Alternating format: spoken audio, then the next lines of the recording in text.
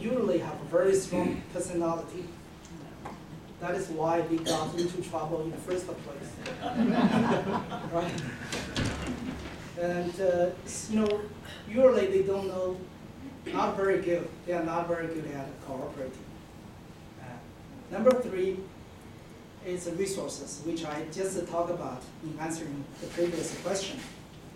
A lot of dissidents in this country who do not speak English, who want to do something, but we have a very limited resources. People try different way to, I don't use fight for the resource, but compete for resources. And of course, the fourth factor is the infiltration from the government. We have to assume that it's happening every day to divide the people. All right. The positive side is, although people have different names, groups, we do have a concerted effort. I'll give you an example.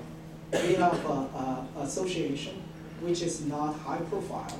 We don't make the public, but 11 organizations have a conference, teleconference, once a month, or even more frequently, to discuss the current issues, exchange ideas, and come up with a concerted effort.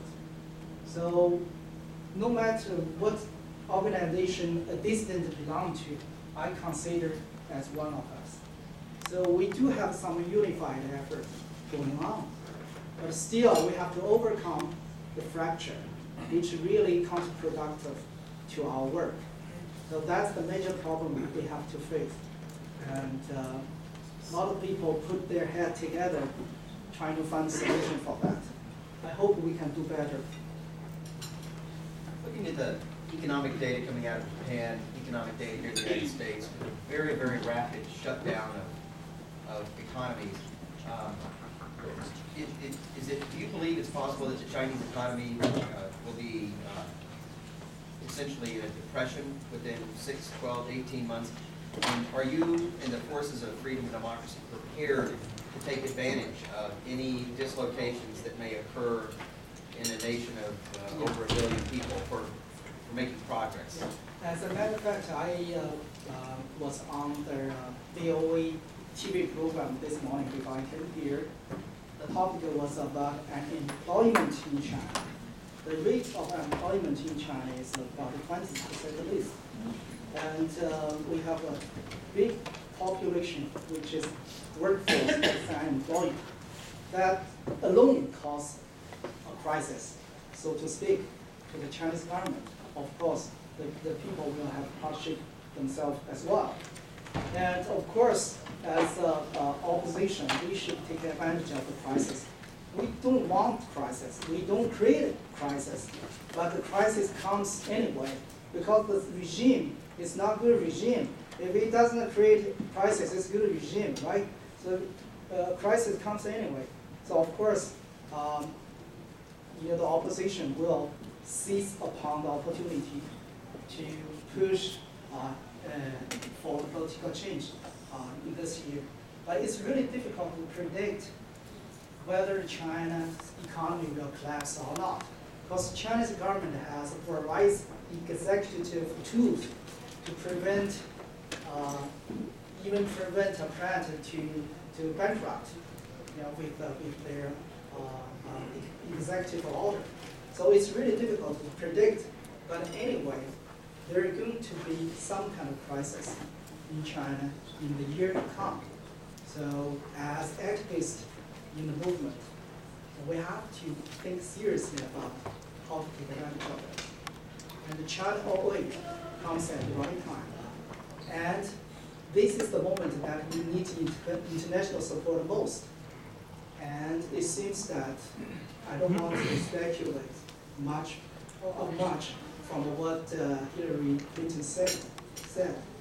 It's a critical moment. The moment we need most, I see the withdrawal. That's particularly frustrating. Thank you for the question.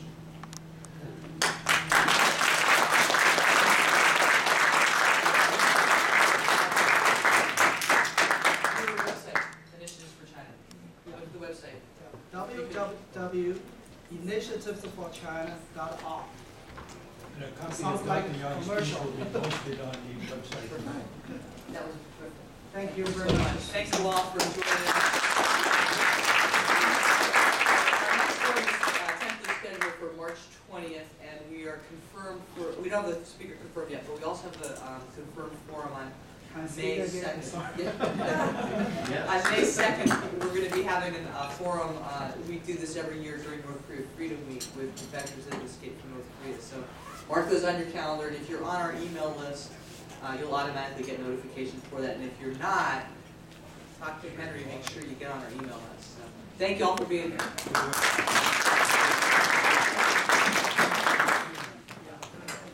Thank you for your